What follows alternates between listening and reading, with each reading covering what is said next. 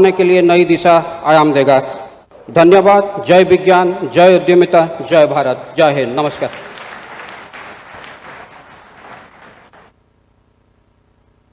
और बहुत ही विनम्र अनुरोध के साथ मैं अब बुलाना चाहूँगी यहाँ पर डॉक्टर पीके त्रिवेदी जी को, डायरेक्टर CSIR CMAP लखनऊ से, जो आपको बताएंगे कि CSIR लैब्स किस तरह से काम कर रहे हैं। जैसा कि हम जानते हैं कि CSIR के तमाम लैब्स जो देश भर में और खासकर लखनऊ उत्तर प्रदेश में वो बहुत ही अभूतपूर्व योगदान दे रहे हैं, तो उसी के बारे में बताने के लिए मैं आमंत्रित करती हूँ डॉक्टर पीके त्रिवेदी जी को।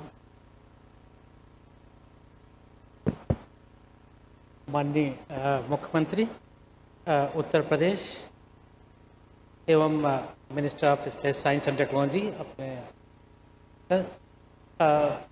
भारत देश में CSIR की टोटल 37 लेबोरेटरीज हैं और ये हमारे सौभाग्य की बात है कि उत्तर प्रदेश में और लखनऊ में उनमें से 4 लेबोरेटरीज हैं, जिसमें CSIR NBRI, IITR, CDRI और CMAP हैं।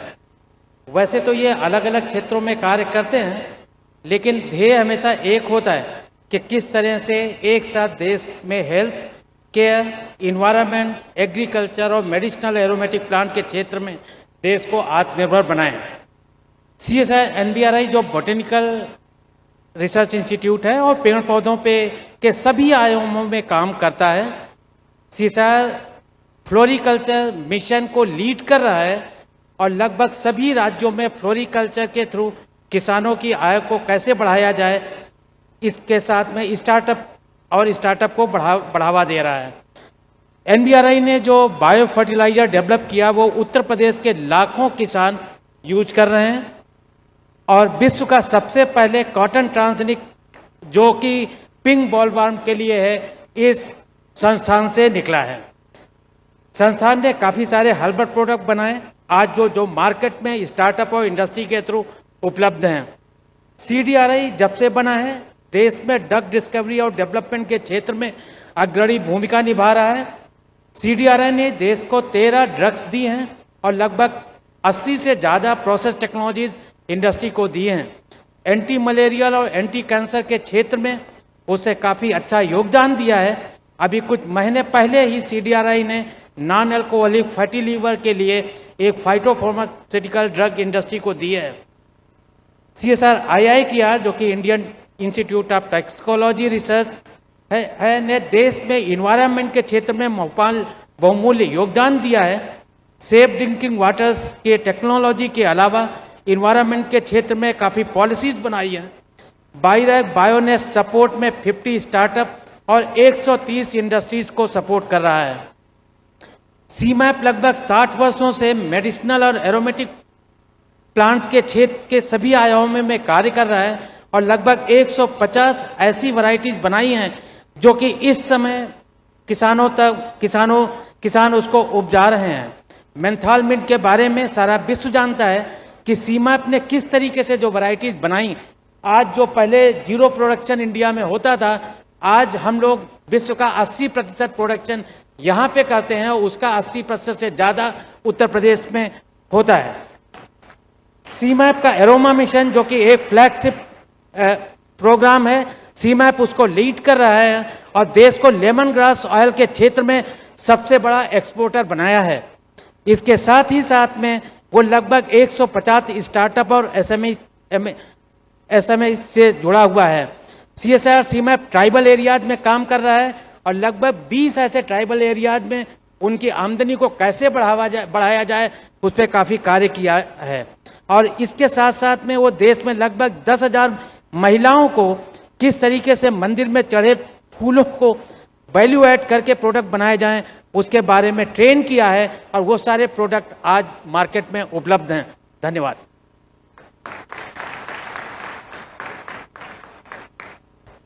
बहुत बहुत धन्यवाद आपका। और जिस तरह से आपने बताया कि जो पूरा स्टार्टअप इकोसिस्टम है उसमें तमाम उपलब्धियों के साथ साथ महिलाएं भी अपना अभूतपूर्व योगदान दे रही हैं।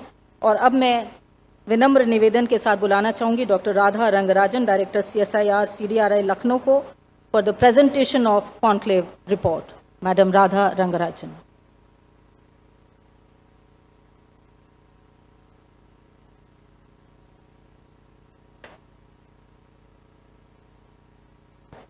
माननीय मुख्यमंत्री योगी आदित्यनाथ जी, विज्ञान और प्रौद्योगिकी मंत्री doctor Jitendra Singh ji, CSR labs के निदेशक, स्टार्टअप्स, विद्यार्थी, किसान, वैज्ञानिक और सभा में उपस्थित सभी अतिथि, इस कॉन्क्लेव के दूसरे दिन में आप सबका स्वागत है। ये कॉन्क्लेव, जैसे आप जानते हैं, CSIR के 4 लखनऊ लैब्स की प्रस्तुति है। इसमें कृषि, पोषण, स्वास्थ्य और पर्यावरण मुख्य विषय हैं। कॉन्क्लेव के 4 उद्देश्य हैं। पहला कि हम सारे इनोवेटिव स्टेक होल्डर्स को एकत्रित कर रहे हैं और उन्हें चर्चा एवं सहयोग का मंच दे रहे हैं। दूसरा, लखनऊ के CSR लैब्स के टेक्नोलॉजीज़ और स्टार्टअप्स के प्रोडक्ट्स को हम इस प्रदर्शनी में प्रस्तुत कर रहे हैं। तीसरा, विद्यार्थियों में एंटरप्रेन्योरियल माइंडसेट को प्रोत्साहन दे रहे हैं। और चौथा, यूपी के किसानों को CSIR में विकसित टेक्नोलॉजीज़ से परिचित कर रहे हैं।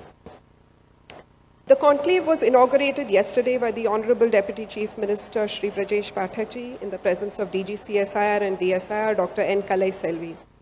The Deputy Chief Minister stressed the integration of the startup ecosystem with flagship programs of the UP government such as the One District, One Product program. He appreciated the work of CSIR labs in disseminating and working closely at the grassroots level with the farmers. Dr. Kalai Selvi emphasized the deep commitment of CSIR labs to take research from labs to society in every walk of life.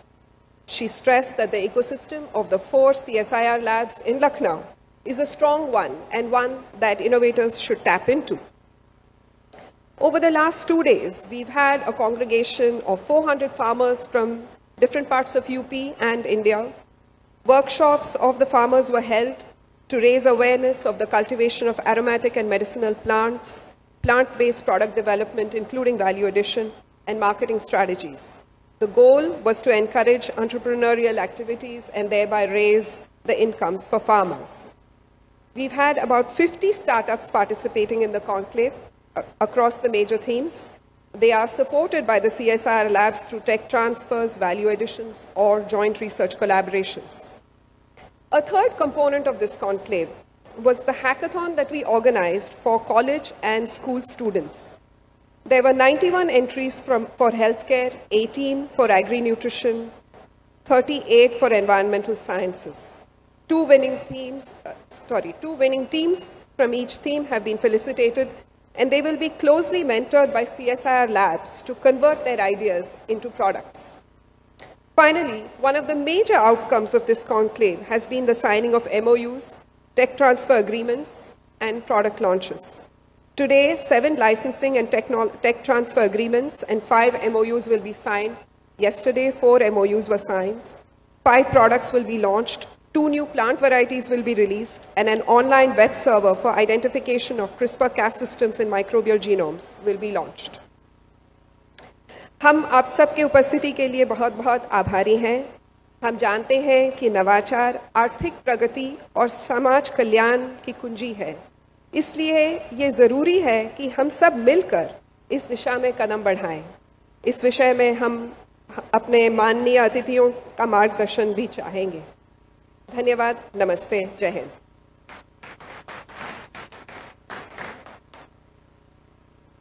बहुत बहुत धन्यवाद madam आपका, madam Radha Rangarajan, जो कि conclave की ये पूरी report यहाँ प्रस्तुत कर रही थी। और अब बारी है उनकी, जिनकी परिकल्पना से 2 दिनों का CSIR स्टार्टअप कॉन्क्लेव आज यहाँ अपने 4थे एडिशन के रूप में हो रहा है। जैसा कि हमने कहा, ये जम्मू, हैदराबाद और मुंबई में हो चुका है और अब लखनऊ उत्तर प्रदेश में आज ये दूसरा दिन है। I would like to, before I call on this esteemed guest here, I would like to just read a few words for him. He's Dr. Jitendra Singh, our Honorable Minister, Independent Charge of Science and Technology, Ministry of Earth Sciences, MOS Personnel, Public Grievances and Pension, MOS PMO, MOS Atomic Energy and Space. He's also the Vice President of CSIR. A very, very committed leader.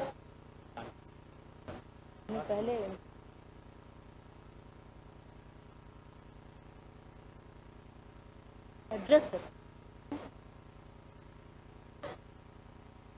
अच्छा, So let's welcome Dr. Jitendra Singh and give us a round of applause for this very committed leader who conceived and conceptualized this very startup conclave. धन्यवाद, धन्यवाद राखी जी। उत्तर प्रदेश के माननीय मुख्यमंत्री जी, हमारे वरिष्ठ नेता और विशेषकर व्यक्तिगत तौर पर जिनके स्नेह का मैं पात्र रहा हूं सदा से, ऐसे महाराज योगी आदित्यनाथ जी, सबसे पहले तो हृदय की गहराइयों से आपका आभार प्रकट करना है। मुझे मालूम है आपका कितना व्यस्त समय रहता है और उसमें से लेकिन हमने ये ठान ली थी कि हम ये कार्यक्रम तभी करेंगे जब माननीय जी से समय मिलेगा। और मुझे खुशी है कि हमारी सारी की सारी टोली ने भी यही मन बनाया था, तो हम 2-3 महीना इंतजार किए, क्योंकि माननीय जी बहुत व्यस्त है, तो मैंने कहा उनको तंग भी मत करना, क्योंकि वो कहीं लिहाज में आके अपने व्यस्तम रूटीन से समय ना दें। तो इसलिए मुझे सच्चे मन से धन्यवाद भी करना है, आभार भी प्रकट करना है। जब भी उनसे हमने उनका समय मांगा है, उन्होंने बड़े उदार दिल से हमें समय दिया। अभी हाल ही में एक कार्यक्रम हमारा कैट को लेकर के हुआ यहीं पर गोमती नगर में, तब भी माननीय जी हमारे कार्यक्रम के मुताबिक उन्होंने अपना सारा कार्यक्रम एडजस्ट किया। उसके अतिरिक्त नोएडा में हमारा कार्यक्रम हुआ। और सच पूछिए तो हमें इसमें अपना स्वार्थ भी है, क्योंकि उत्तर प्रदेश में कार्यक्रम करने से हमें इतना अधिक सहयोग मिल जाता है कि हमारे अधिकारियों का काम सरल हो जाता है। तो वो जो बात वो नहीं कहते, मैं कह रहा हूं कि वो भी चाहते हैं कि उत्तर प्रदेश में कार्यक्रम हो और माननीय जी के आशीर्वाद से सब कुछ अपने आप हो जाएगा, तो उनकी मेहनत कम हो जाएगी। और इसलिए अब हमें भी इस तरह की आदत भी हो गई और इसी तरह से आपका आशीर्वाद हमारे ऊपर बना रहे। ये जो सिलसिला हमने स्टार्टअप कॉन्क्लेव का शुरू किया था, ये मैंने ही सुझाव दिया था हमारे जो मंत्रालयों के सेक्रेटरीगण हैं, सचिवगण, के सभी कार्यक्रम हम दिल्ली में करते रहते हैं, लेकिन आज भारतवर्ष में जो बी टाउन्स हैं, जो छोटे कस्बे हैं, वहां पर आकांक्षा का स्तर बहुत ऊंचा है, एस्पिरेशनल लेवल बहुत ऊंचा है। ये कहने की बात है कि सब कोई मुंबई दिल्ली में हो रहा है, लेकिन ऐसी हकीकत नहीं है। लगभग 50% हमारे स्टार्टअप टायर 2 और टायर 3 सिटी से आ रहे हैं। जिस तरह से आपने स्टॉल्स देखे होंगे, तो ग्रामीण क्षेत्रों में भी इनका काफी अधिक पोटेंशियल है। और इसलिए ये निर्णय लिया गया कि हम स्थानीय स्तर पे राष्ट्रीय स्तर के कार्यक्रम करेंगे, लेकिन स्थान भिन्न भिन्न होंगे। ऐसा प्रयोग मैंने अपने एक दूसरे विभाग में भी किया था, प्रशासन के विभाग में, क्योंकि भी इत्तेफाक से मेरे पास था। तो गवर्नेंस कॉन्फ्रेंसेस हमने हर जगह जाना शुरू किया, यानी ईटानगर तक हम पूर्वोत्तर पहुंचे। मैंने कहा हम भारत सरकार को विज्ञान भवन से बाहर निकालेंगे, यही हमारी उपलब्धि रहेगी। और इसी सिलसिले में इसी श्रृंखला में इस प्रकार के कॉन्क्लेव उत्तर भारत में हुए, जम्मू में, दक्षिण भारत में हुआ, हैदराबाद में, पश्चिम भारत में हुआ, मुंबई में, पूर्व में भुवनेश्वर में भी कार्यक्रम रहा, लेकिन अभी उसके से बड़े स्तर का योजना है। तो जब ये बात आई कि कहीं मध्य में हो, तो मैंने कहा कि लखनऊ ही सबसे बढ़िया है, उसको मध्य भी मान ले सकते हैं आप, पूर्व भी मान सकते हैं और उत्तर भी मान सकते हैं। और मेरी कल्पना है, जो मैं अभी माननीय जी से कह रहा था, कि जिस तरह से हैदराबाद विकसित हुआ है दक्षिण भारत में, उसी तरह का पोटेंशियल और क्षमता लखनऊ में है।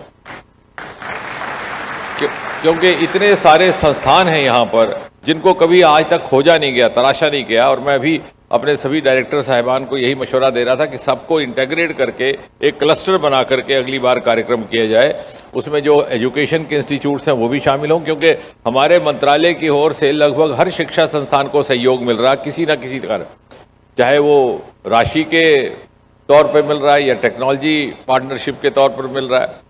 अनेकों महिलाओं और बच्चियों के लिए शिक्षा संस्थानों में हमारी योजनाएं मोदी जी के आने के बाद गत 11-12 वर्षों में प्रारंभ की हैं। तो उस सब का एक क्लस्टर बनाया जाए लखनऊ को, ताकि एक इकोसिस्टम ऐसा हो कि जिस तरह से लोग कभी कभी समझते हैं कि हैदराबाद जाने से हमारा काम सरल हो जाता है, उनके मन में ये प्रवृत्ति रहे कि लखनऊ जाने से मेरे हर स्टार्टअप वेंचर में सरलता रहेगी। दूसरी बात ये भी है कि लखनऊ के जितने भी वैज्ञानिक संस्थान हैं या दूसरे संस्थान हैं, उनकी जो उपलब्धियां हैं वो अभी तक उस तरह से उजागर नहीं की गई जिस तरह से होनी चाहिए थी। मेरा गत 6 महीने में ये तीसरी बार चौथी बार यहाँ आना हुआ, बल्कि 5वीं बार होगा इसी काम से, और मुझे बड़ा खेद होता था।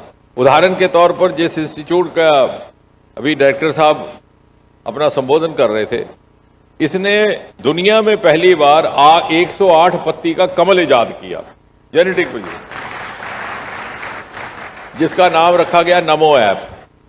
एक अद्भुत चीज, उसके अनेकों मतलब है, अनेकों अर्थ हैं। और मैं जब यहां आया तो मैंने कहा यहां तो किसी को पता ही नहीं, लखनऊ शहर में नहीं पता, मोहल्ले में नहीं पता, तो हमने एक सेल्फी पॉइंट बनाया। मैंने कहा आते जाते कोई नौजवान देखेंगे तो कुछ समझ आएगा।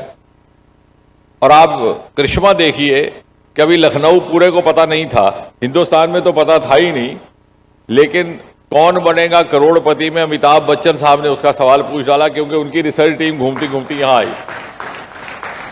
तो मैंने माननीय जी को भी धन्यवाद किया। मैंने कहा आपके आशीर्वाद से हम एक ऐसा कमल इजाद कर पाए जिसके माध्यम से एक महिला ने कई लाख रुपए कमा लिए सिर्फ उस कार्यक्रम के बाद। तो लेकिन इसमें एक सोचने लायक बात भी है कि जो शो केसिंग हमें करनी चाहिए थी, जो प्रचार प्रसार प्रदर्शन हमने करना चाहिए था, वो करोड़पति के कार्यक्रम के माध्यम से हुआ। इसका अर्थ है कि हम कुछ और कर सकते थे जो नहीं कर पाए, जिसकी लोगों को तलाश भी थी, लोग उसको लेने को तैयार भी थे। इसलिए हमने ये प्रयास शुरू किया है। इसी प्रकार के यहाँ पर जो दूसरे इंस्टीट्यूट है, इसी इंस्टीट्यूट में जहाँ से ये कमल का फूल आया है, वहाँ फ्लोरिकल्चर मिशन है, नौजवानों के लिए एक नया स्टार्टअप और रोजगार का जरिया। कपास को लेकर के कैसे जीन मॉडिफाइड रेजिस्टेंट कपास हो कि उसके कीड़े उसके पेस्टिसाइड ना करें, वो भी दुनिया में पहली बार यहीं पर काम हो रहा है। हमारी दूसरी जो एक इंस्टीट्यूट है जिसकी भी डायरेक्टर मोहतरमा आपको संबोधित कर रही थी, डॉक्टर राधा जी, वहाँ पर अभी तक 13 नई दवाइयाँ बना करके मार्केट में भेज दी गई हैं।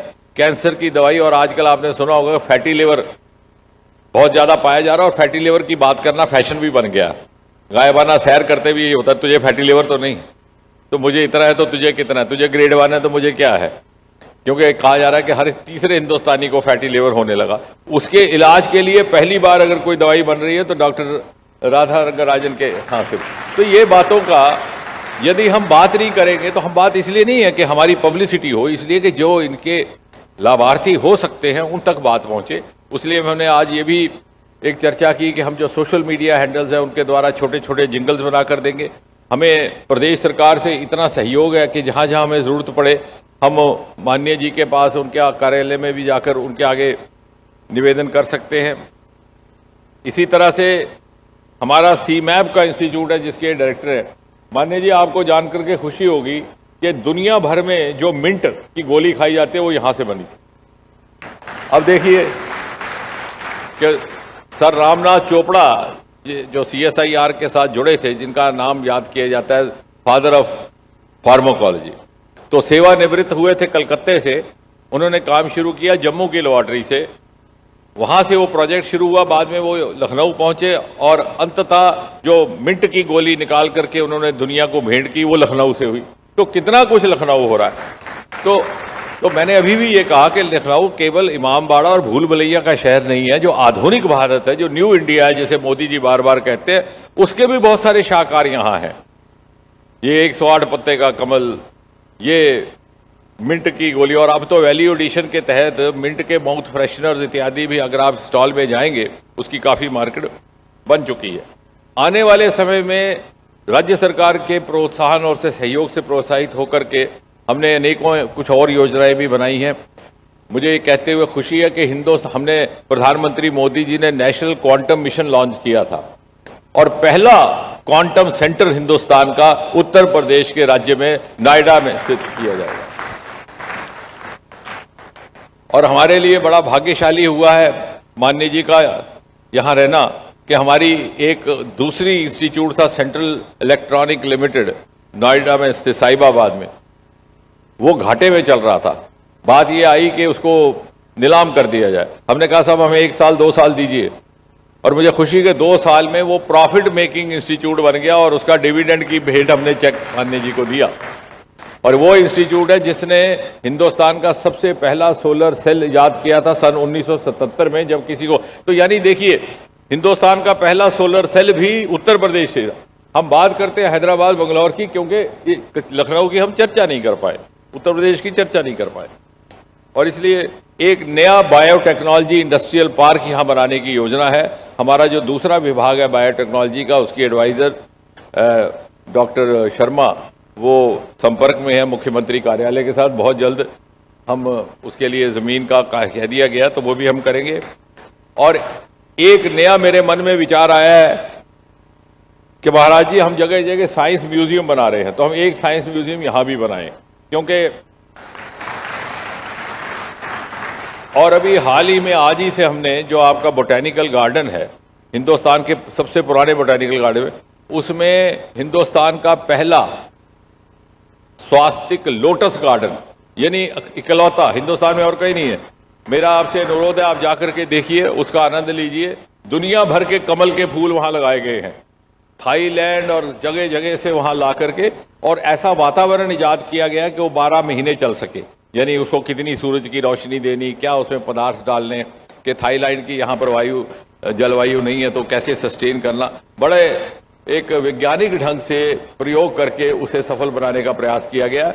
और हम प्रदेश सरकार के टूरिज्म पर्यटन विभाग के साथ भी संपर्क करेंगे। मुझे लगता है कि वो इनोवेशन, कृषि और स्टार्टअप्स के अतिरिक्त हिंदुस्तान का एक अनोखा टूरिज्म डेस्टिनेशन भी बन सकता है, क्योंकि मैं टूरिज्म वालों से कह रहा था कि आप जो प्राचीन हमारे डेस्टिनेशन है वहां तो लोग वैसे भी जाएंगे, अगर आप किसी को नहीं कहेंगे तब भी इमाम बढ़ जाएगा, लेकिन जो आधुनिक भारत के मॉन्यूमेंट्स हैं वो ये हैं। इस तरह से दिल्ली में भी हैं, उस तरह की यहाँ पे भी हैं।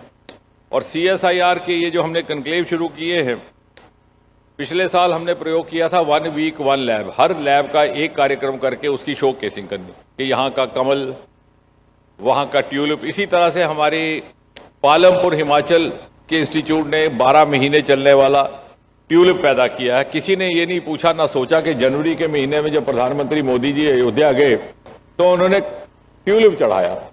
मैंने मीडिया वालों को पूछा, आपने ये नहीं पूछा कि जनवरी के महीने में ट्यूलिप आया कहाँ से, ये तो फूल मई जून का हुआ करता है। लेकिन उसका श्रेय भी हमारे वैज्ञानिकों को जाता है, जेनेटिक माध्यम से उसको इसी संस्थान ने तैयार किया। और इसीलिए उसी कार्यक्रम को आगे बढ़ाते हुए अब हम 1 थीम 1 वीक कर रहे हैं, कि इकट्ठी एक ही थीम को, यानी कमल के ऊपर जो जो संस्थान काम कर रहे हैं उनको इकट्ठा करके करेंगे, क्योंकि ये इसके जो परिणाम है वो बहुमुखी हैं। मुझे लगता है कि मोदी जी के आने के बाद एक बहुत बड़ी बात ये हुई कि हमने हमारी मानसिकता से ये निकालने का प्रयास किया है कि रोजगार का मतलब सिर्फ सरकारी नौकरी नहीं। और उन्होंने आह्वान लाल किले से किया था, स्टार्टअप इंडिया सन 2015 में। बहुत से लोगों को समझ ही नहीं आया इसका मतलब क्या, लेकिन देखते ही देखते 350 से हमारी संख्या 2.25 लाख तक पहुंच गई, और उसमें 60% वुमेन लेड स्टार्टअप है। आप कहते हैं वुमेन पार्टिसिपेट करिए, अब वुमेन लीडरशिप कर रही है। और क्योंकि पुराने जमाने में हमने वो भी दौर देखा है, हमारे गांव में भी होता था, अगर कोई काम धंधा कर रहा, अच्छा खासा कमा रहा है महाराज जी, तो उसको पूछते क्या करते हो, कहता साहब नहीं वो तो ठीक है, नौकरी क्या करते हो, और वो नौकरी ना करता तो विवाह भी नहीं होता। लेकिन अभी ऐसे ऐसे हमारे पास विकल्प है जो नौकरी से ज्यादा, और इसकी भी समझ पिछले 10-11 वर्षों में फैसलों में आई है। और साथ ही साथ हम इन कन्क्लेव्स के माध्यम से ये भी भ्रम दूर करने की कोशिश करते हैं कि आपको स्टार्टअप होने के लिए या एंटरप्रेन्योर होने के लिए बहुत बड़ा PhD होने की जरूरत नहीं है। आप इन साहिबान को देख करके डर मत जाइएगा कि साहब ये डॉक्टर राधा रंगा राजन इतनी पढ़ी हुई है, डॉक्टर शहने, तो मैं कैसे करूंगा, ऐसा नहीं है। हमारा जो फ्लोरिकल्चर मिशन है, जहां लाखों कमाया जा रहा है, लेवेंडर का मिशन है रोमा, वहां पे बहुत सारे ऐसे हमारे नौजवान बच्चे हैं जिन्होंने ग्रेजुएशन भी नहीं की। केवल आपको हुनर हो, हुनर की तालीम इन संस्थानों से दी जाएगी, पूरी आपकी आर्थिक सहायता भी की जाएगी। आप में अगर फोकस है तो हर तरह का एक इकोसिस्टम प्रधानमंत्री मोदी जी ने बनाया है, जहां पे आपको, और इसी लखनऊ शहर में हमने एक कार्यक्रम किया था पिछले दिनों, प्रधानमंत्री विश्वकर्मा को लेकर के, चिकनकारी और दूसरी जो कलाएं हैं उनको लेकर के एक नया तबका स्टार्टअप्स का उभरा है। और इसलिए मैं ज्यादा समय ना लेते हुए केवल इतना कहूंगा कि हमारा यही प्रयास है कि जितना से ज्यादा, अभी माननीय जी भी वो सलाह दे रहे थे कि हम इंडस्ट्री का लिंकेज करें, और हमने तो ये भी शुरू किया है कि जो भी नया प्रयोग शुरू होगा इंडस्ट्री के साथ उसका लिंक पहले दिन से ही हो जाएगा। और इसलिए, और ख़ास तौर से इन बच्चों के लिए, क्योंकि जो अब प्रधानमंत्री बात करते हैं विकसित भारत की, सन 2047 की, तो यही नौजवान हैं जो आज़ाद हिंदुस्तान का झंडा बुलंद करने वाले हैं उस दिन 15 अगस्त 2047 के दिन। और हमारा ये दायित्व है कि हमें उस काबिल इनको बनाए, उनको सक्षम बनाए। और मुझे लगता है कि ये इसीलिए ये हमारा प्रयास, ये मुहिम केवल साइंस तक लिमिट नहीं रहेगी। होल ऑफ साइंस, उसमें सारे संस्थान जुड़ गए, होल ऑफ गवर्नमेंट, केंद्र भी जुड़ा, प्रदेश सरकार भी जुड़ी, और होल ऑफ सोसाइटी, जब ये स्टार्टअप्स भी जुड़े और उद्योगपति भी जुड़े, और सामूहिक तौर पर वही एक तरीका है विकसित भारत के लक्ष्य को प्राप्त करने का। और मुझे लगता है उस दिशा में हम निकल पड़े हैं। एक बार फिर से सर झुका के माननीय जी बहुत बहुत धन्यवाद आप। बहुत बहुत धन्यवाद आपका माननीय मंत्री जी, और आपके इस प्रेरणादायी भाषण से यहाँ मौजूद सभी लोगों को बहुत प्रेरणा मिली है। और अब मैं बुलाना चाहूँगी उन लोगों को जो इसके बिल्कुल साझी हैं आज के स्टार्टअप कॉन्क्लेव के for the technology transfer. I would like to request doctor Manish Bhuyar, principal scientist head TTBD from CSIR NBRI, and Mr. Hanuman Singh, Director from Miss Mandakini Infrastructure Private Limited, Lucknow, CSIR NBRI, to exchange the licensing agreement of the know-how of agrotechnology for Lotus Namo 108, an elite variety of lotus. And just be ready, I would like to now request Dr. Naseem Ahmed Siddiqui, Senior Principal Scientist and Head BD from CSIR CDRI, and Dr. Rafiq Mohammed, Head Discovery Science Group from Himalaya Wellness Company, Bengaluru, to exchange the licensing agreement for the development of product to meet the benign prostatic hyperplasia. और कुछ नाम जो इनके साथ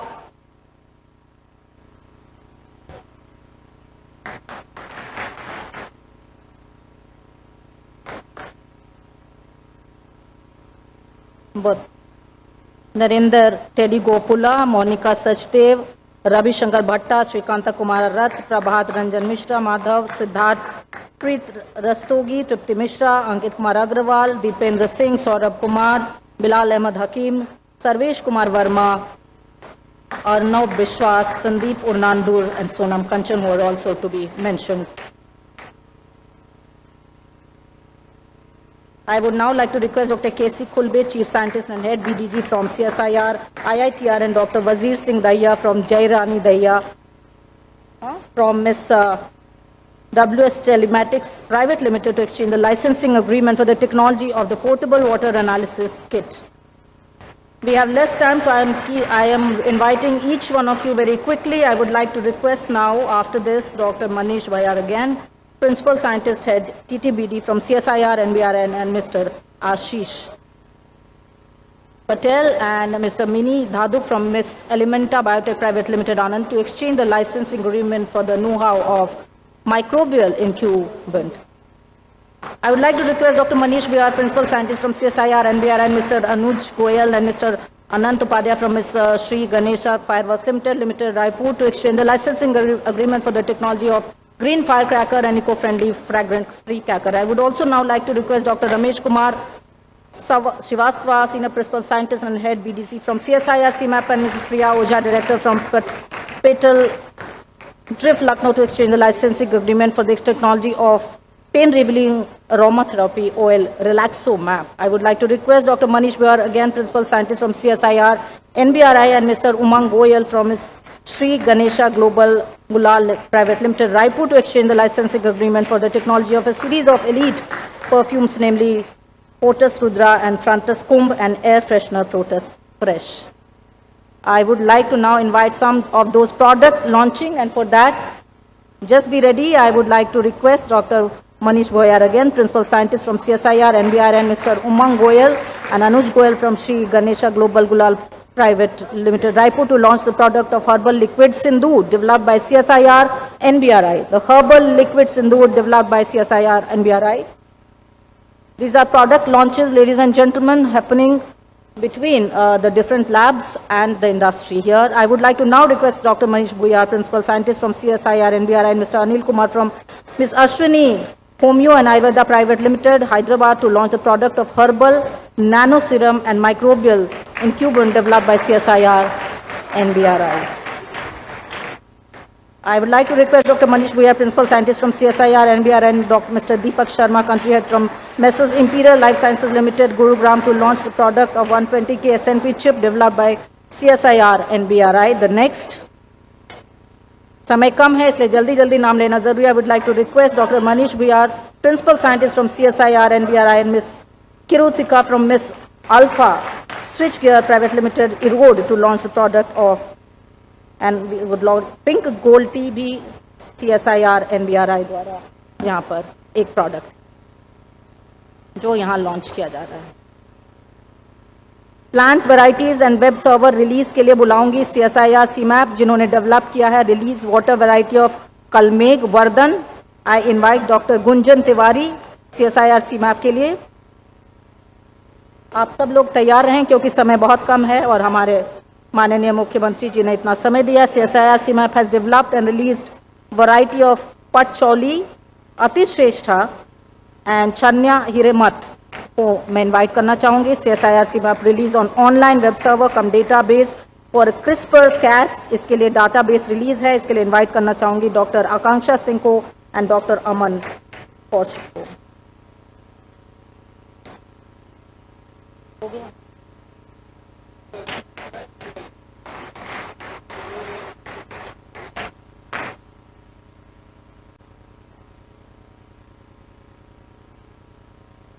और अब कुछ और exchange of MOU and MOA है. CSIR IITR exchange MOA with Ms. Cellure Biosciences Private Limited for advancing her localized and controlled skin delivery system for biological and regenerative compounds, offering new hope in dermatology and anti-aging. And for that invite Dr. Khulbe from IITR and Dr. Shilpa Reddy from Cellure Business. इसके बाद CSIR IITR exchange MOA with Ms. Humani Eco Innovations Private Limited for building a plant-based, chemical-free personal care and home wellness products that are safe, transparent and sustainable. Again, Dr. Khulbe को बुलाना चाहूँगी IITR से और Dr. Tuba Siddiqui from Humani Eco. और अब बारी है CSIR IITR exchange की MOA with Ms. Rivanam Genomics Private Limited for developing clinical diagnostic platform using bioinformatics tools for genomic and proteomic-based diagnostic applications that would assist in silico research in cancer, neurological disorders and aqua informatics. Dr. Khulbe from IITR and Dr. Ruby Singh from the company here. Ms. Jivanam Genomics Private Limited. CSIR CDRI exchange MOU with Dr. Abdul Kalam Technical University, Lucknow Private Limited to help the startups, innovations, pharmaceutical students and regardless and researchers to pursue their R&D in mutual areas of interest. Invite Dr. Naseem from CDRI and Professor JP Pandey, who's VC from AKTU. And CSIR CDRI exchange MOU with Egin Gram Inhube Page Private Limited, New Delhi Private Limited for the development of affordable healthcare by integrating multi-omics, predictive modeling and computational simultaneous.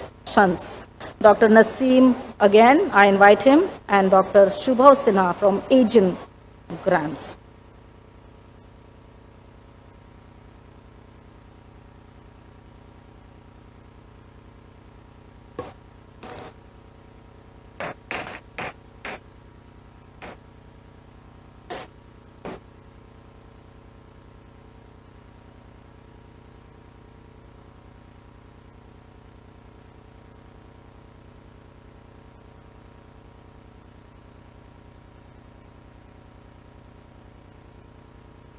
मेरे ख्याल से ये सभी शुभकामनाओं के काबिल हैं, इसलिए तालियां बजती रहनी चाहिए इन सब के लिए. बहुत बहुत बधाइयां.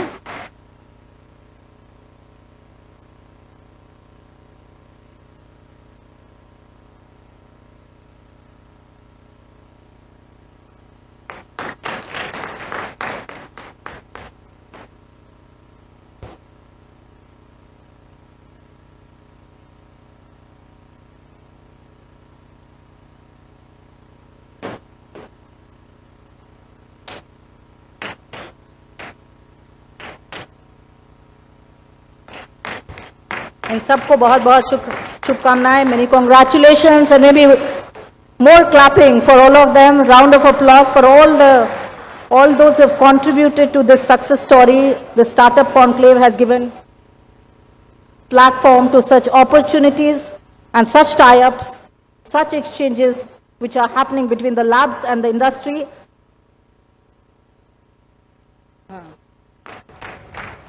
और अब इसके साथ ही बहुत ही बेशकीमती वक्त देने के लिए बहुत बहुत आभार के साथ और बहुत ही विनम्र निवेदन के साथ मैं माननीय मुख्यमंत्री उत्तर प्रदेश के श्री योगी आदित्यनाथ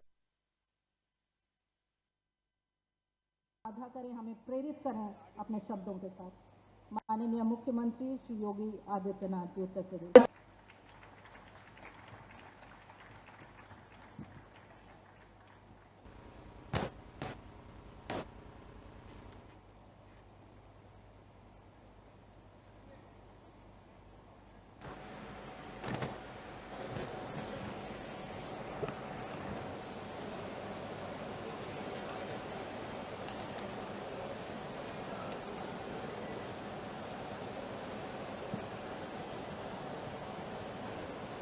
CSIR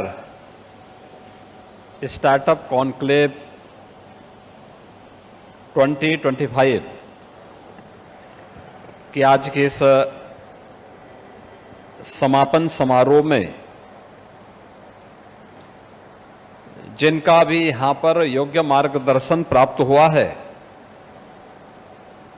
भारत सरकार के विज्ञान और प्रौद्योगिकी मंत्रालय के माननीय मंत्री डॉक्टर जितेंद्र सिंह जी, CSIR NBRI के डायरेक्टर डॉक्टर AK सासनी, CSIR CDRI के डायरेक्टर डॉक्टर राधा रंग राजन जी, CMAP के निदेशक डॉक्टर सुबोध कुमार त्रिवेदी जी, IITR के डायरेक्टर डॉक्टर भास्कर नारायण जी, आज के इस 2 दिवसीय स्टार्टअप कॉन्क्लेव में भाग ले रहे विभिन्न अकादमिक संस्थाओं और उद्योग जगत से जुड़े हुए सभी उनके CMD, CEOs, VC, वरिष्ठ वैज्ञानिक गण, विभिन्न संस्थाओं के प्रमुख गण, हमारे प्रगतिशील किसान और अन्य स्टेक होल्डर्स और उपस्थित बहन और भाइयों, मैं सबसे पहले माननीय विज्ञान और प्रौद्योगिकी मंत्री डॉक्टर जितेंद्र सिंह जी को हृदय से धन्यवाद देते हुए आदरणीय प्रधानमंत्री जी का आभार व्यक्त करता हूं, जिन्होंने CSIR के इस स्टार्टअप कॉन्क्लेव को उत्तर प्रदेश की राजधानी में आयोजित किया है और यहां पर सफलतापूर्वक इस कॉन्क्लेव के माध्यम से हमारे वैज्ञानिकों को, हमारे संस्थानों को और हमारे प्रगतिशील किसानों को अपने इनोवेशन को, अपने रिसर्च को शोकेस करने का एक अवसर प्रदान किया है। अभी आपने देखा है कि कितनी बड़े पैमाने पर यहां पर MOU हुए हैं, प्रोडक्ट लॉन्च किए गए हैं और आगामी भविष्य की उन कार्य योजनाओं के लिए नए सिरे से हमें कैसे कार्य करना है, इस दृष्टि से यहां पर अलग अलग संस्थानों के जो हमारे 4 केंद्रीय लैबोरेटरीज इस लखनऊ में स्थित हैं, उनके डायरेक्टर्स ने अपना अपना प्रतिवेदन यहां पर प्रस्तुत किया है। आज का समय टेक्नोलॉजी का समय है। विज्ञान और प्रौद्योगिकी के क्षेत्र में जो भी समाज जितना प्रगतिशील होगा, दुनिया उसके पीछे जाएगी। जो देश उसमें जितना अधिक इनोवेशन और रिसर्च एंड डेवलपमेंट को बढ़ावा देगा, वही दुनिया को लीड करेगा, दुनिया को वही नेतृत्व प्रदान करेगा। और ये हमारा सौभाग्य है। सीएसआईआर की 4 महत्वपूर्ण लैब्स, एनबीआरआई, सीडीआरआई, आईआईटीआर और सीमैप, ये उत्तर प्रदेश की राजधानी लखनऊ में हैं, जिनके द्वारा अपनी स्थापना काल से लेकर के अब तक अनेक प्रकार के ऐसे शोध किए गए हैं जो किसानों की आमदनी को आगे बढ़ाने के साथ साथ आम नागरिक के मन में, आम नागरिक के जीवन में व्यापक परिवर्तन करने के कारक बने हैं। स्टार्टअप कॉन्क्लेव हमारे लिए इस दृष्टि से अत्यंत महत्वपूर्ण है, क्योंकि जब हम स्टार्टअप की बात करते हैं तो पिछले 11 वर्ष में भारत के अंदर एक नए स्टार्टअप इकोसिस्टम को हम लोगों ने पनपते हुए देखा है। अगर आप दुनिया के अंदर देखेंगे तो यूएस और यूके के बाद भारत तीसरा ऐसा देश है जिसके पास सर्वाधिक स्टार्टअप हैं। दुनिया के अंदर भारत का नंबर तीसरे नंबर पर आता है। और अगर भारत के अंदर हम देखेंगे तो 1,90,000 हमारे पास ऐसे स्टार्टअप मौजूद हैं पूरे देश के अंदर, जिनके माध्यम से जो प्रधानमंत्री जी की पहले दिन से ये संकल्पना थी कि हमारा युवा जॉब सीकर नहीं बल्कि जॉब क्रिएटर बने, तो उस जॉब क्रिएटर का आधार कोई बन सकता है तो स्टार्टअप इकोसिस्टम बन सकता है, जिसके लिए आज यहां पर पिछले 2 दिनों से लखनऊ वासी, उत्तर प्रदेश के विभिन्न संस्थानों के और उद्योग जगत से जुड़े हुए जो हमारे उद्यमी हैं, संस्थानों के प्रमुख हैं, प्रगतिशील किसान हैं, जो पिछले 2 दिनों से इस पूरे कॉन्क्लेव का पार्ट बने हैं, उन्होंने बहुत नजदीक से इसको देखने, एग्जीबिशन का निरीक्षण करने, नए नए प्रोडक्ट जो आज लॉन्च किए गए हैं इन्हें देखा होगा, इसको समझा होगा और उसकी ताकत का एहसास भी किया होगा। मुझे बताते हुए प्रसन्नता है कि देश के अंदर उत्तर प्रदेश इस स्टार्टअप कॉन्क्लेव को आगे बढ़ाने में एक बड़ी भूमिका का निर्वहन करते हुए दिखाई दे रहा है।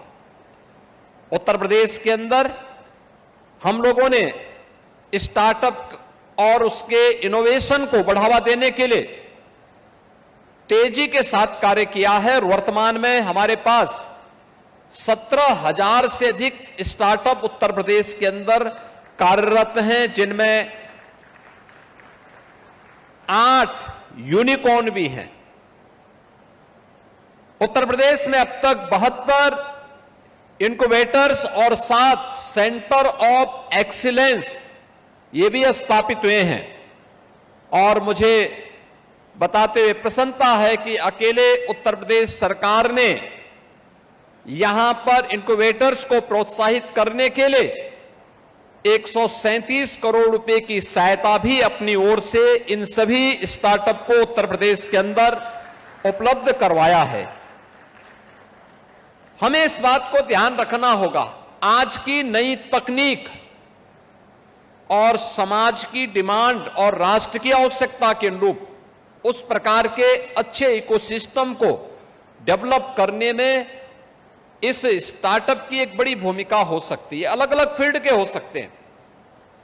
हम लोगों ने यहां पर पिछले 2 दिनों के अंदर हम लोगों ने CSIR की इस स्टार्टअप कॉन्क्लेव को देखा है, जिसके माध्यम से health care, agri, nutri biotech और एनवायरनमेंट के फील्ड में क्या कुछ ये सभी संस्थान योगदान दे पा रहे हैं, इन सबको हम लोगों ने बहुत नजदीक से देखा है। और इस दृष्टि से उत्तर प्रदेश के लिए ऐसा कौन सा सिस्टम होगा जिसके माध्यम से हम उत्तर प्रदेश को आगे बढ़ाने में अपना योगदान दे सकते हैं। आज मैं देखता हूं उत्तर प्रदेश के अंदर हमारे प्रगतिशील किसानों को थोड़ा प्रोत्साहित किया गया, उसने बहुत कुछ अच्छा करने का प्रयास किया। बहुत सारी जगह प्रगतिशील किसानों ने नए वहां पर लोगों के जीवन में परिवर्तन और उनकी समृद्धि का कारण बनने में अपना योगदान किया है। और पिछले कुछ समय से हम लोगों ने देखा है, अक्सर होता क्या था, हमारा वैज्ञानिक लैब में कोई अनुसंधान करता था, कोई शोध करता था, लेकिन वह लैंड तक नहीं पहुंच पाता था। आपने पिछले दिनों इस बात को देखा होगा, लैब टू लैंड का एक अभियान पूरे देश के अंदर चला था। उत्तर प्रदेश के अंदर भी कृषि क्षेत्र से जुड़े हुए सभी वैज्ञानिक लैब से निकल करके हमारे अन्नदाता किसानों के साथ उनकी लैंड तक पहुंचे थे, उनके सहयोग के लिए खड़े हुए थे। और ये startup conclave lab to industry को आपस में कोलैबोरेशन का एक नया माध्यम बन रहा है। इसमें हमारा उद्यमी और हमारे संस्थान एक नए प्रेरक की भूमिका के रूप में अपने आप को स्थापित कर सकते हैं, क्योंकि यह उद्यमी ही या संस्थान ही उसको मार्केट लिंक करेगा और जो प्रोडक्ट जितने अच्छे तरीके से प्रस्तुत होगा, उसकी मार्केटिंग होगी और उसको मार्केट की सुविधा उपलब्ध होगी, पब्लिक के मन में उसके प्रति उतना ही ज्यादा आकर्षण भी देखने को मिलेगा। और इस नए सिस्टम को आगे बढ़ाने के लिए हम लोगों को इस दिशा में इस नए प्रयास को आगे बढ़ाना पड़ेगा। मुझे बताते हुए प्रसन्नता है कि नई तकनीक और स्टार्टअप प्लेटफॉर्म आज उत्तर प्रदेश के अंदर प्रदान करने का परिणाम क्या रहा है कि उत्तर प्रदेश एक ग्लोबल टेक का और इनोवेशन के एक नए हब के रूप में अपने आप को स्थापित करते हुए देख रहा है। यानी इस फील्ड में बहुत कुछ हम लोगों ने आगे बढ़ते हुए देखा है। और मेरा यह मानना है कि स्टार्टअप और स्टैंडअप की यह जो एक नई व्यवस्था है, यही हमारी आत्मनिर्भरता का कारण बनने वाला है। ऐसा नहीं कि ये चीजें हमारे पास पहले भी बहुत सारी चीजें थी, लेकिन हमने थोड़ा सा उसमें चेंज लाया। आपके सामने एक उदाहरण मैं देता हूं, वह है वन डिस्ट्रिक्ट वन प्रोडक्ट का। उत्तर प्रदेश के अंदर एमएसएमई का क्लस्टर पहले था, बहुत पहले से, सैकड़ों वर्षों से, लेकिन यह मृत प्राय सा हो गया था, बंदी की कगार पर था। जो लोग इसके साथ जुड़े हुए थे उनमें हताशा थी, निराशा थी, वे लोग पलायन कर रहे थे। परिणाम क्या था? बड़े पैमाने पे उत्तर प्रदेश से पलायन हो रहा था। यहां का कामगार, यहां का श्रमिक और यहां से युवा बड़े पैमाने पे पलायन करते थे। 2017 में सरकार आने के बाद आदरणीय प्रधानमंत्री जी की प्रेरणा से हम लोगों ने उत्तर प्रदेश के अंदर परंपरागत उद्यम और एमएसएमई के लिए एक नए इकोसिस्टम को डेवलप किया। हमने उसको टेक्नोलॉजी के साथ, डिजाइन के साथ, पैकेजिंग के साथ, मार्केट के साथ जोड़ने, उनके ट्रेनिंग के कार्यक्रम को आगे बढ़ाने और उन्हें स्टेट राज्य सरकार की ओर से आर्थिक सहयोग के साथ जैसे जोड़ा, आज परिणाम है उत्तर प्रदेश के अंदर एक बार फिर से एमएसएमई पुनर्जीवित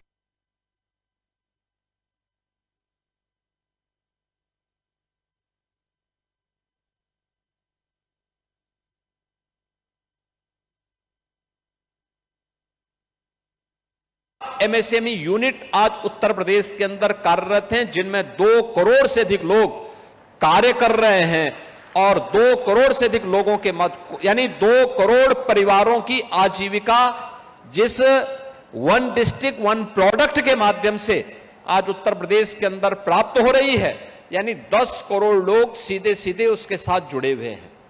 आप याद करिए, अगर हमने नए जमाने के अनुरूप उसे तकनीक नहीं दी होती, डिजाइन नहीं दी होती, मार्केट की डिमांड के अनुसार डिजाइन नहीं दी होती, अगर हमने उसको पैकेजिंग के साथ नहीं जोड़ा होता और हमने उसको मार्केट के साथ नहीं जोड़ा होता, तो उत्तर प्रदेश का प्रोडक्ट आज देश के अंदर और दुनिया के अंदर धूम नहीं मचा रहा होता।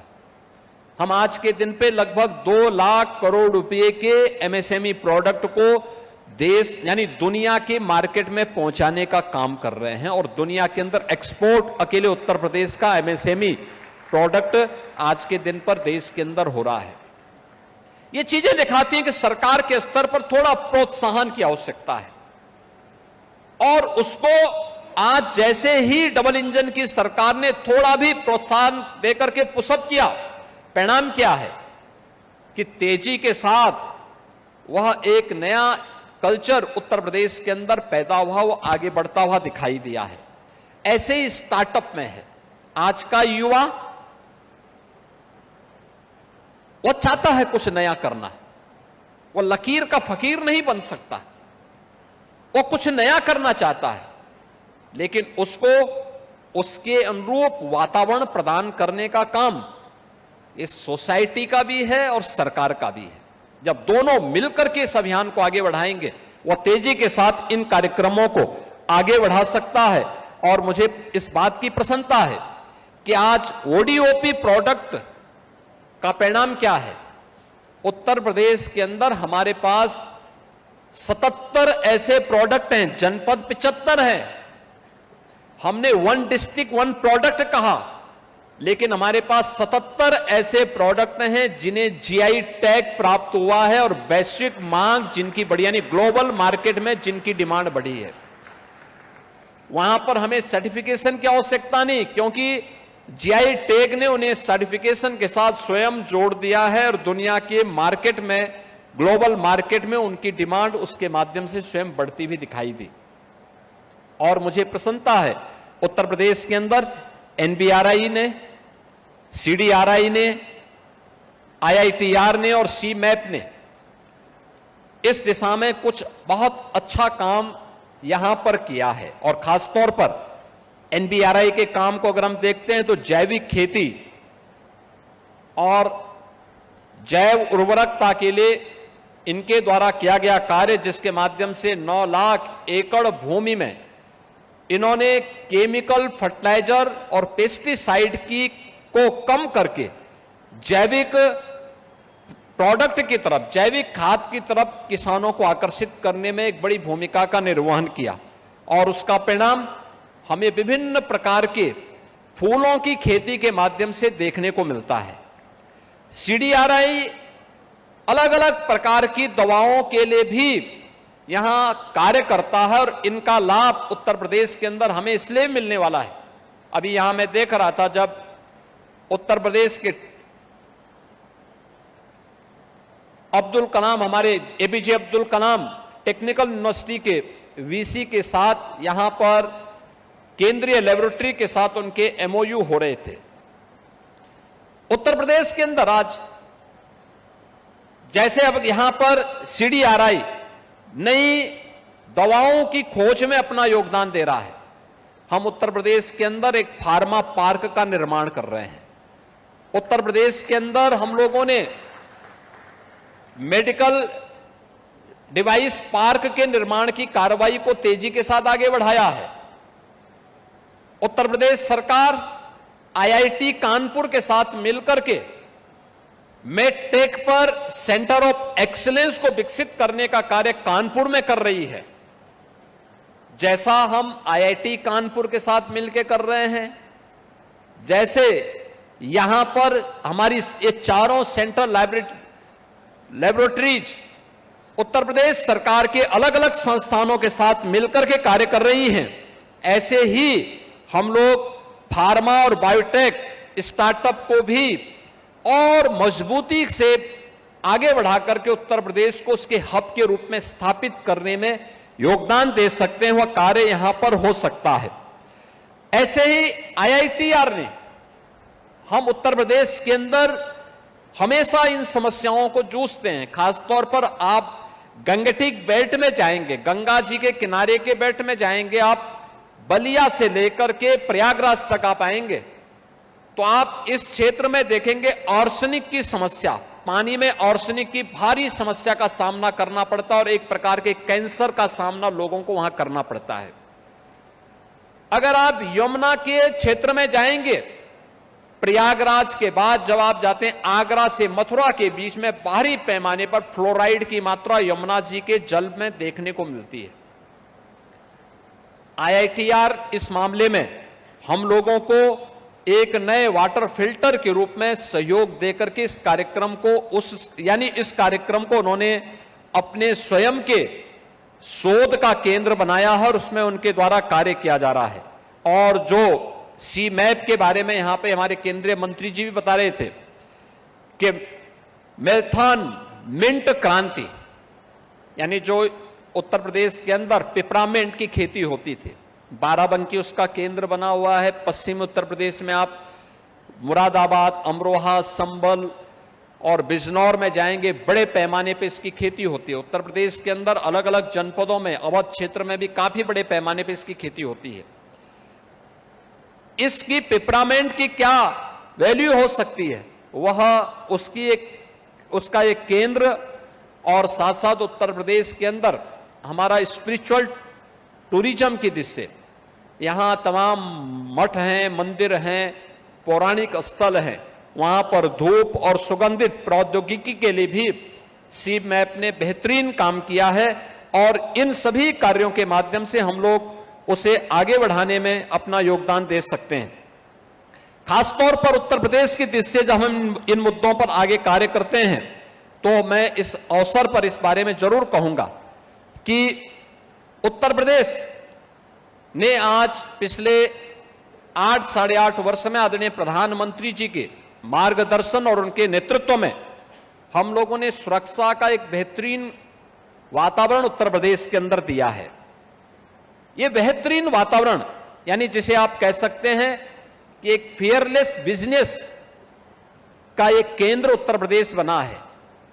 इसके साथ ही ईज ऑफ डूइंग बिजनेस का भी केंद्र बिंदु उत्तर प्रदेश बना है और ट्रस्ट ऑफ डूइंग बिजनेस ये उत्तर प्रदेश की नई पहचान बनी है। यानी अगर किसी को व्यवसाय करना है तो व्यवसाय के लिए सुरक्षा भी चाहिए, सुगमता भी चाहिए और बिजनेस के लिए उस प्रकार के इकोसिस्टम भी चाहिए।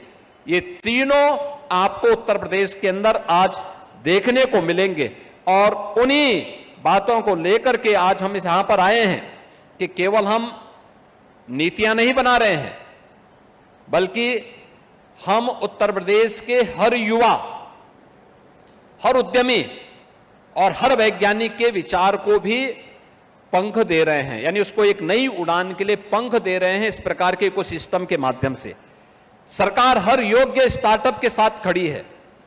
सरकार का संसाधन भी और सरकार का संकल्प भी उसके साथ खड़ा है।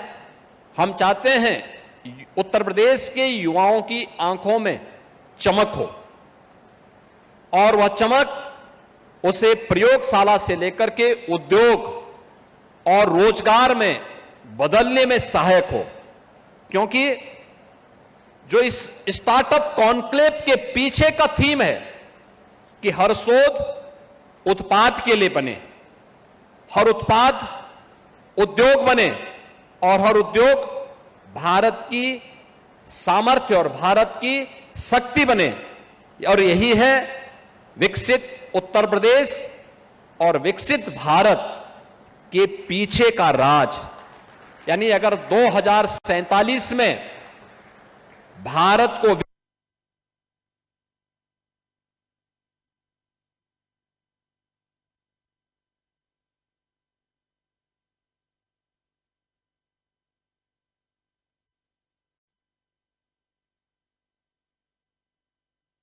उत्तर प्रदेश को भी विकसित बनाना होगा, हर जनपद को विकसित बनाना होगा। विकसित बनाने की सीढ़ी कहां से? हर इनोवेशन से जाती है, हर रिसर्च से जाती है, हर प्रोडक्ट से जाती है, हर इंडस्ट्री से जाती है, और इंडस्ट्री के माध्यम से यही विकसित भारत की आधारशिला खड़ी करती है। मुझे पूरा विश्वास है कि प्रधानमंत्री जी के विकसित भारत की संकल्पना के साथ हमारे ये सभी स्टेक होल्डर्स, चाहे वह लैब हो, इंडस्ट्री हो, उद्यमी हो या फिर हमारे संस्थान हो, ये सभी मिलकर के कार्य करेंगे तो परिणाम आएगा। इस विश्वास के साथ मैं केंद्रीय मंत्री डॉक्टर जितेंद्र सिंह जी का और यहां पे अपने चारों जो लेबोरेटरीज हैं, सेंट्रल लेबोरेटरीज हैं, इनके जो डायरेक्टर्स हैं, उनके वैज्ञानिक गण हैं, विभिन्न संस्थानों के प्रमुख और हमारे प्रगतिशील किसान हैं, इन सब का मैं हृदय से अभिनंदन करते हुए धन्यवाद देता हूं माननीय केंद्रीय मंत्री जी को कि उन्होंने इस स्टार्टअप कॉन्क्लेव के लिए उत्तर प्रदेश की राजधानी लखनऊ को चुना और आज वे स्वयं इसके समापन समारोह में यहां पर उपस्थित हुए हैं। आप सबके प्रति मेरी मंगलमय शुभकामनाएं हैं। धन्यवाद। जय हिंद।